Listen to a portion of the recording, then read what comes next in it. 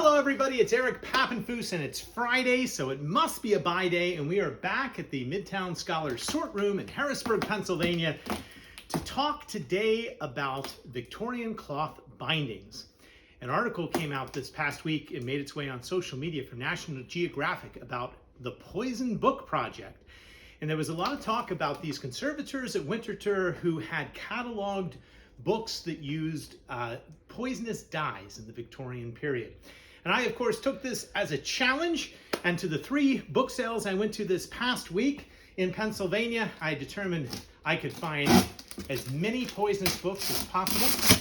And when you know how many I found over a dozen. And the most toxic, most poisonous color used during the Victorian period was emerald green. And emerald green was made with arsenic.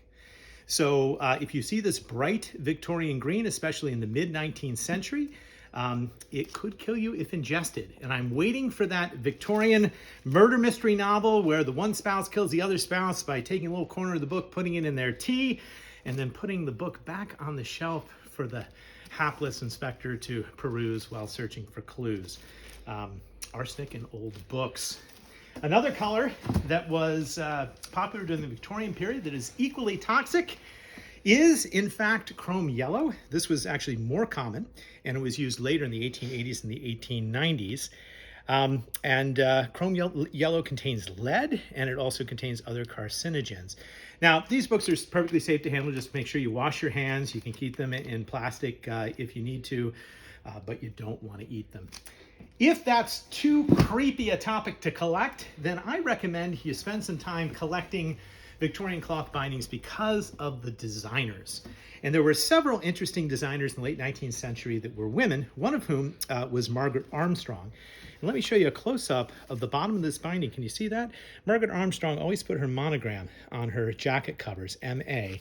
And if you look closely, you can find these beautiful Art Nouveau influenced turn-of-the-century bindings designed by her. Another person who worked alongside her was Sarah Whitman. Sarah Whitman designed these covers for the Sarah Orne Jewett books, but a little sparser than the others, but also heavily Art Nouveau.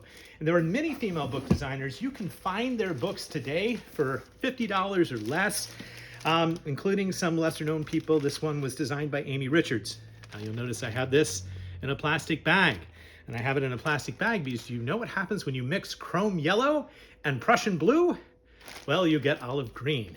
And that would be another poisonous book.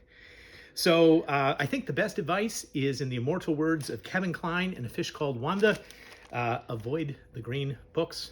They're not ripe yet. Finally, a funny book. We have Outwitting Squirrels. Spring has sprung. If you're like my father, you're filling up the bird feeder, you're waiting for those birds, and you are trying 101 cunning stratagems to render these squirrels unable to get your bird seed. However, one of the nice things about Outwitting Squirrels is despite Crisco, despite water pistols, despite all these strategies, you can't actually outwit a squirrel, and you end up with picture after picture of these squirrels, fat squirrels, happily having destroyed the bird feeders and gotten to the seeds. Outwitting Squirrels. All right, we'll see you next week on Buy Day Friday.